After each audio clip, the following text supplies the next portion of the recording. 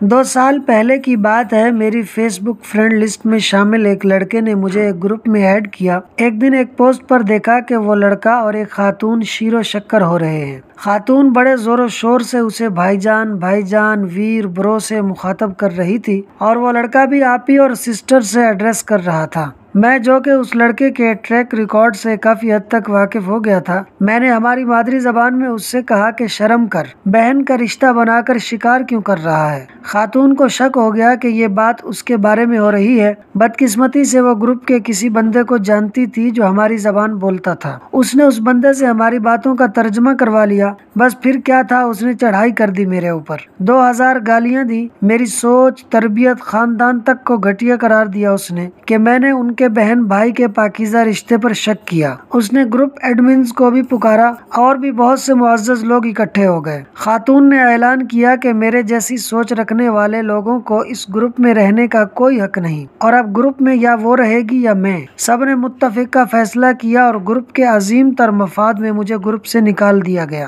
کچھ معزز خواتین اور حضرات مجھے میرے ان باکس میں گالیاں دے گئے اور کچھ نے مجھے اپنی گندی سوچ کو دھونے کے مشورے بھی دیے۔ آپ سوچ رہے ہوں گے کہ آج میں اس کا ذکر کیوں کر رہا ہوں۔ وجہ یہ ہے کہ کل اسی لڑکے نے مجھے اسی خاتون سے ویڈیو کال سے لیے ہوئے اسکرین شاٹ بھیجے، جس میں وہ معزز خاتون اس لڑکے کو اپنے ان اثاثہ جات سے روشناس کروا رہی تھی جن کو جاننا صرف اس کے خاوند کا حق ہے۔ یہاں یہ بات کرنے کی وجہ یہ ہے کہ میں نے کچھ عرصہ پہلے ایسے وارداتیوں کی اسی طرح کی واردات کے حوالے سے پوسٹ کی تھی کہ فیس بک پر بہن بھائی بننا بھی شکار کی ایک قسم ہے۔ یہاں کسی کو بہن بنانا بھی ایک جال ہے، اور میں نے جس کو بھی یہ جال پھینکتے دیکھا اسے کبھی ناکام ہوتے نہیں دیکھا۔ تو میری اس پوسٹ پر بھی کافی معزز خواتین اور حضرات نے مجھے اپنی سوچ ڈرائی کلین کروانے کے مشورے دیے تھے۔ اللہ تعالیٰ قرآن پاک میں منہ بولے رشتے کے بارے میں فرماتا ہے، وَمَا جَعَلَ أَدْعِيَاءَكُمْ أَبْنَاءَكُمْ ذَلِكُمْ قَوْلُكُمْ بِأَفْوَاهِكُمْ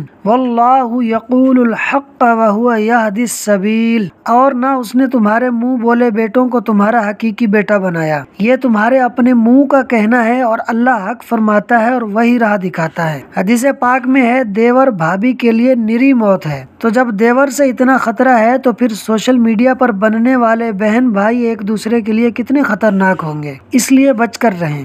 اللہ تعالی ہم سب کی بہن بیٹیوں کی عزت کی حفاظت فرمائے، آمین۔ دوستو، ویڈیو کو اینڈ تک دیکھنے کا شکریہ۔ ویڈیو کو لائک اور شیئر کر دیں اور چینل کو ضرور سبسکرائب کر دیں۔ چینل کا نام ہے فاز سنو 4296۔